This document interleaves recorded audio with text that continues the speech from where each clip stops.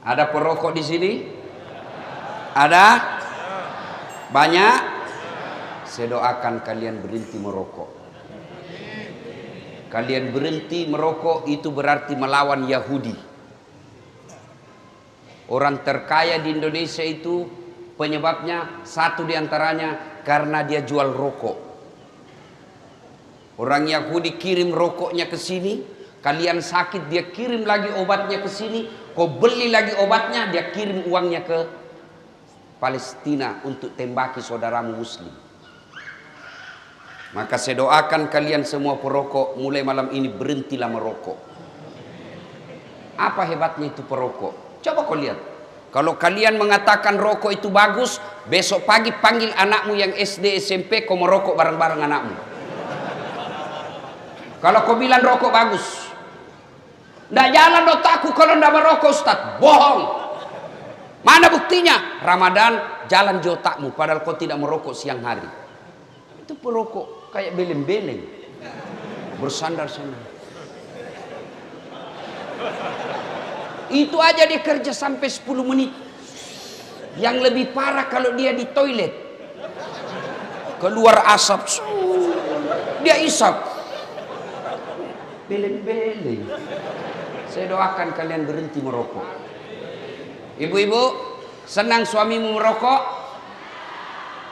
Dengar Pak, tidak senang dia, maka tabung uangmu harga rokok, simpan uangmu harga rokok, buka umroh, kita umroh bareng-bareng. Itu lebih manfaat daripada. Biar kau marah, saya mau pulang juga sebentar. Itulah api jenis pertama. Dibakar lagi 1000 tahun, berubah warnanya menjadi biru. Ah, ini kompor gas. Pernah lihat kompor gas nyala biru? Ah, itu. Dibakar lagi 1000 tahun menjadi warna putih, seperti api yang dipakai memotong baja. Orang-orang yang kerja di perusahaan tambang itu, timah dia potong. Kenapa bisa terpotong? Rasanya tidak ada yang potong, padahal ada api, cuma karena warnanya menjadi putih jadi kita tidak nampak dengan jelas. Dibakar lagi 1000 tahun menjadi hitam. Inilah warnanya api neraka. Bayangkan, belum lagi dilihat. Allah bertanya, apa mereka pernah melihat api neraka? Tidak ya Allah. Hebatnya itu orang dalam masjid. Mereka belum pernah nampak api neraka. Mereka belum pernah melihat neraka secara nyata. Dia sudah meminta supaya mereka tidak dimasukkan api neraka. Apalagi nanti kalau dia sudah lihat api neraka. Itu neraka paling ringan kata Nabi. Diletakkan kerikilnya neraka di kakinya. Saking panasnya mendidih sampai otaknya. Itu yang paling ringan. Tapi anak muda biasa kalau kita cerita neraka dia bilang, sudahlah kayak kau datang aja dari neraka Ustaz. Dia cari kau nanti malaikat.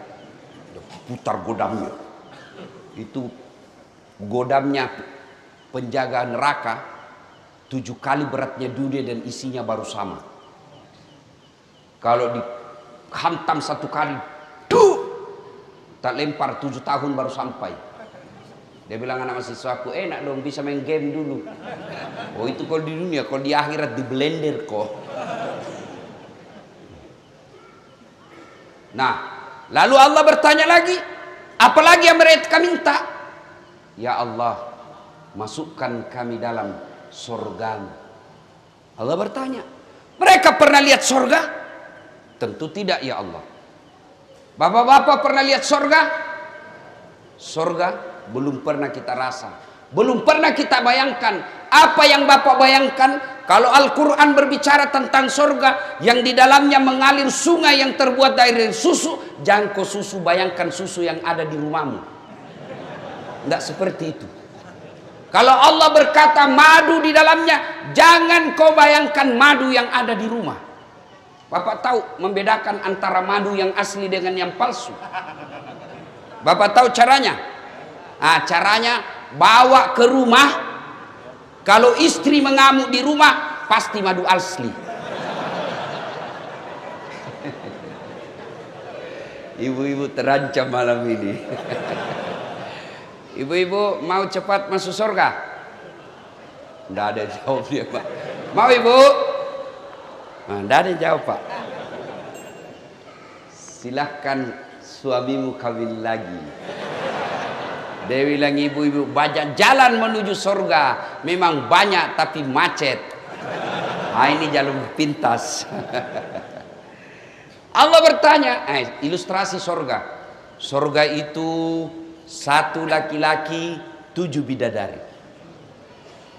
Bayangkan 7 bidadari, Pak. Dan bidadari perawan terus. Itu bidadari tidak pernah lepas perawannya. Begitu menurut hadis. Satu laki-laki, 7 bidadari. Dan di surga baru dibayangkan apa yang kau mau sudah hadir di depanmu.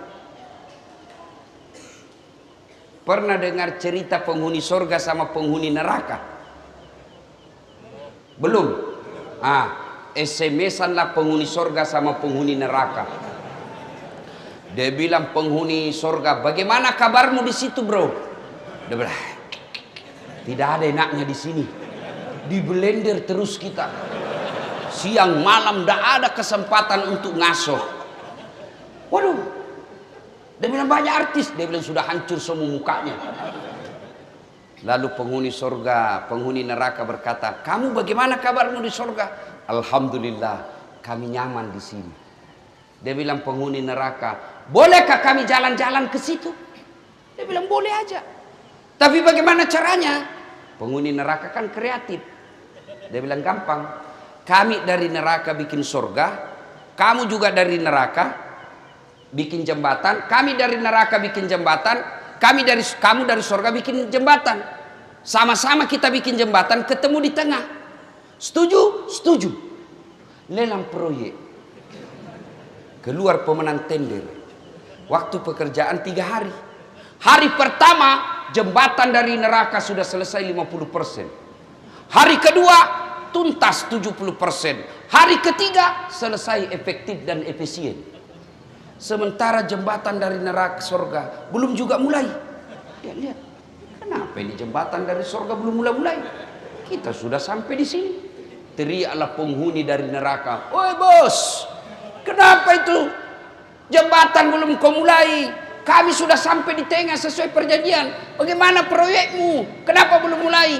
Dari surga terdengar suara, "Bagaimana mau dimulai? Kontraktor, pengawas, panitia, pemborong ada semua di situ."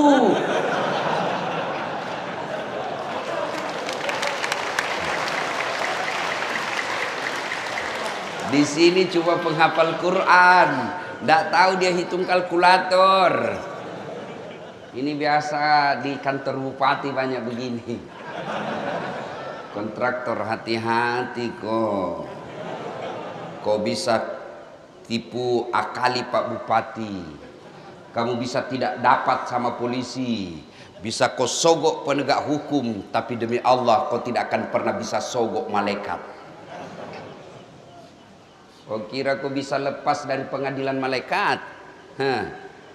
Mentang-mentang kau pejabat mati tembak salvo 17 kali tembakan, dek, kau kira malaikat mundur? Tambah maju malaikat. Hati-hati. Biasanya yang banyak begitu tim sukses.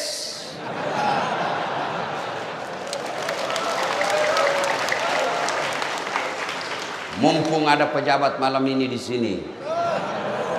Tim sukses ini kadangkala siap Pak. Dia yang sukses. Disuruh bikin baleho 10, 5 aja dia bikin. Hilang 5 dia makan, kau makan itu uang haram. Proyek-proyek palsu, SPJ palsu, nanti juga neraka surga palsu. Hati-hati, kepala-kepala dinas yang ada di tempat ini, jangan main proyek. Kalau kau masih aktif, ditangkap dan diperiksa polisi, masih nyaman rasanya kalau masih ada jabatanmu. Tapi begitu sudah 3 tahun kau pensiun, baru diungkap kasusmu, makan kau cilaka. Gara-gara kenapa? Banyak kontraktor-kontraktor begini belum diresmikan jembatan sudah rusak, belum diresmikan pekerjaannya sudah hancur. Kenapa? Karena juga di kantor sudah ambil 20% sebelum dibangun. Kenapa ada 20%? Karena untuk menampil kada perlu duit banyak. Kenapa perlu duit banyak? Karena kalian juga mau disogok. Coba kalau umat Islam tidak ada yang mau disogok, maka terjadilah pemilihan pemimpin yang betul-betul sesuai syariah. Kalau kau memilih pemimpin sesuai syariah, maka kau akan dapat pemimpin yang baik agamanya, sehingga mereka melayani kamu, bukan dilayani oleh rakyat. Sekarang kalau datang orang sosialisasi, kau bilang wani piro, dikasih kau 300.000 satu kali makan bakso habis. Di 5 tahun kau menderita. Ya kalau 5 tahun, kalau dia 2 periode, dia mau lagi 3 periode, pret. Siapa yang salah? Kita semua salah, umat Islam. Jangan salahkan pejabatmu saja yang korup. Mulai dari cara memilihmu sudah salah. Coba kalau mereka datang, dia dapat duit, kamu bawa duit, kau rekam. Pak, kami tidak butuh duit, Pak. Kami butuh masa depan. Biar Bapak tidak bawa duit, yang penting anak kami bisa cari kerja yang baik. Biar Bapak tidak bawa duit, yang penting pertanian kami lancar. Biar Bapak tidak bawa duit, yang penting kami bisa makan, terjamin keamanan, anak-anak kami bisa kerja dengan baik. Bapak tidak usah bayar kami. Tapi begitu kau minta 500.000, habis dalam 2 hari, dia tipulah kau 5 hari. Belum diresmikan proyeknya sudah hancur. Dan ketika hancur jembatan, kamu sendiri yang rugi. Ya? Nanti kalau pilkada jangan lagi minta-minta duit. Kalian juga calon pemimpin, jangan kau sogok rakyatmu. Coba kalau tidak ada money politik. Adik-adik kita yang sekolah ke Jawa, sekolah ke Sulawesi, mereka menjadi sarjana pertanian, mereka menjadi sarjana perikanan, mereka menjadi sarjana kelautan, mereka kembali ke Lombok, mereka kembali ke pulaunya, dia terapkan ilmunya. Setelah jadi pejabat, dia pejabat cerdas karena memang dia punya kompetensi di situ. Jadi anggota DPR yang kompeten, tidak mendatangkan uang, mengandalkan uang saja. Maka lihatlah sekarang kita. Jadi anggota dewan tidak tahu persoalan. Kenapa? Karena dia hanya banyak duitnya. Ada anggota dewan di sini? Ada? Ada? Banyak. Tidak ada yang hadir saya lihat. Coba kalau mau dicoblos, datang semua itu. Pakai songkok, pakai gamis, siap membela rakyat. Dia pasang fotonya di pinggir jalan, terbalik kepalanya. Dia bilang siap jungkir balik untuk rakyat. Pret. Begitu terpilih hilang, tidak pernah ketemu lagi kita. Dia ganti nomor HP-nya. Banyak di sini? Banyak di kabupaten ini? Kau salah, kenapa kau pilih? Lanjut kisah. Ya Allah, masukkan kami ke surga. Lalu Allah bertanya, apa mereka pernah melihat surga? Tidak. Kau lihat itu hambaku yang ada di masjid. Luar biasa imannya kepadaku. Mereka belum pernah lihat surga, dia sudah meminta dimasukkan ke dalam surga. Bagaimana lagi nanti ketika mereka melihat surga? Pasti mereka sangat menginginkannya. Lalu Allah sampaikan kepada seluruh malaikat, hai malaikat, ketahuilah bahwa aku telah mengampuni dosa-dosa mereka yang hadir di tempat itu sebelum mereka meninggalkan tempatnya. Allahu Akbar. Jadi ternyata pengajian seperti ini bukan sekedar dengar ceramah, tapi pengajian seperti ini menghapus dosa dan kesalahan yang pernah kita lakukan. Itulah sebabnya kita mengucapkan Alhamdulillahi Rabbil Alamin. Ketemu Ustadz Dasat, kecewa bos. Apa hebatnya ini Dasat? Kecil, ceper, kurus. Ada yang tidak enak kalau saya ketemu. Ternyata kecil aja aslinya. Ibu-ibu lebih parah. Dia bilang, itu juga bajunya waktu di YouTube. Alhamdulillah. Itulah sebabnya setiap ada pertemuan, Pak Bupati tadi mengucapkan Alhamdulillahirabbil alamin. Setiap ada pembicara pasti Alhamdulillahirabbil alamin. Kenapa? Pertemuan pengajian begini menghapuskan dosa-dosa. Dan hebatnya lagi, kita bersyukur karena kita punya iman. Ada orang bapaknya Nabi, anaknya tidak dapat hidayah, kafir dia. Siapa? Nabi Nuh. Ada orang anaknya Nabi, bapaknya jadi pengkhianat. Siapa? Ibrahim alaihissalam. Ada orang suaminya Nabi, istrinya tidak dapat hidayah, kafir. Nabi Lut. Ada orang paman Nabi tidak beriman kepada Allah, tidak dapat hidayah, tidak beriman kepada Allah. Siapa? Abu Lahab dan istrinya. Bahkan Quran mengatakan celakalah Abu Lahab dan istrinya. Kita alhamdulillah di Lombok bukan kemanakan Nabi, bukan bapak Nabi, bukan istri Nabi, bukan suami Nabi, bukan paman Nabi. Alhamdulillah kita beriman kepada Allah Subhanahu wa ta'ala. Itulah sebabnya kita alhamdulillahirabbil alamin. Belum lagi ada yang berkata, tapi kan kami miskin Ustaz, tapi kan kami susah cari kerja, tapi kan kami tidak punya harta. Harta kita sesungguhnya paling mahal fi ahsani taqwim. Nih badan kita yang sangat sehat. Bapak, Pak, mau saya kasih hadiah handphone gratis, iPhone 13 512 giga gratis. Mau? Mau? Betul, angkat tangannya mau. Oke, tapi begitu saya kasih kau langsung tuli. Mau kok? Mau? Untuk apa handphone kalau sudah tuli? Halo? Hei, rusak lagi nih HP. Halo? Hei, halo? Bukan HP rusak, telingamu yang masalah. Coba. Dan hebatnya lagi Allah kasih kita ini telinga, dua pasang, tempatnya sangat spesial. Apakah pernah Bapak bayangkan bagaimana seandainya telingamu satu di bawah ketek? Halo? Ya, kok di bawah?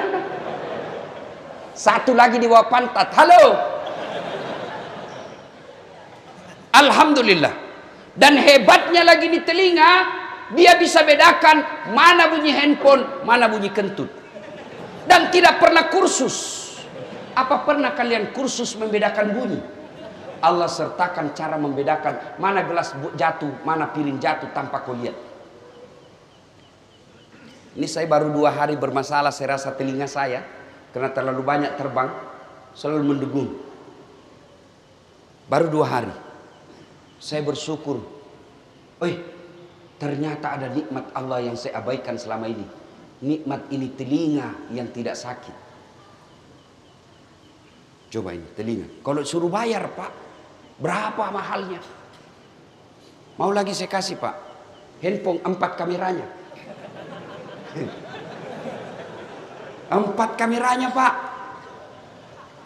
Bapak-bapak yang sudah tua, untuk apa kau beli handphone mahal-mahal 4 kameranya? Nah cuma 1 istrimu. Kecuali 4 istrimu ya 4 kameranya. Kamera 1 istri pertama. Iya. Ini ada kamera mahal. Kamera yang saya bawa itu lebih 100 juta. Tapi apa itu yang mahal? Bukan. Biar kau punya kamera begitu ndak ada matamu. Ayo. Dan biar Bapak punya kamera harga lebih 100 juta, Bapak tidak punya ilmunya, Bapak ndak bisa pakai. Foto-foto. Ya setengah badan, 1,5 badan betul, ternyata pusat ke bawah. Harus Bapak tahu berapa kekuatan cahaya yang ada waktu ambil gambar. Beda ketika luar dan di dalam. Itu harus ditahu semua. Berapa jarak dari mata kita, kamera ke objek, itu harus ditahu. Ada zoom in, zoom out, diputar. Punya duit 100 juta belum tentu kalau kau tidak bisa pakai ilmunya. Punya ilmunya tidak ada uangmu belum tentu kau bisa ambil pakai. Tapi alhamdulillah ada Allah kasih kita kamera namanya mata. Dia punya lensa namanya retina. Dia punya zoom out zoom in namanya pupil. Dan hebatnya mata kita Allah sertakan yang namanya sensor. Dia bisa bedakan mana istri, mana tetangga. Bayangkan Pak Bupati, seandainya Bapak tidak bisa bedakan mana istri, mana pegawai. Kenapa lain-lain rasanya malam ini? Ternyata security. Coba, hebatnya ini mata. Bapak buka, langsung fokus. Tidak perlu kau putar-putar. Bayangkan seandainya ini mata harus diputar dulu kalau perang, maka polisi lebih dulu ditembak sama penjahat. Ada polisi di sini? Ada? Ada? Jangan kau musuhi polisi anak muda. Kau kira enak hidup kalau tidak ada polisi? Hah? Kau kira enak hidup kalau tidak ada polisi di Indonesia? Bayangkan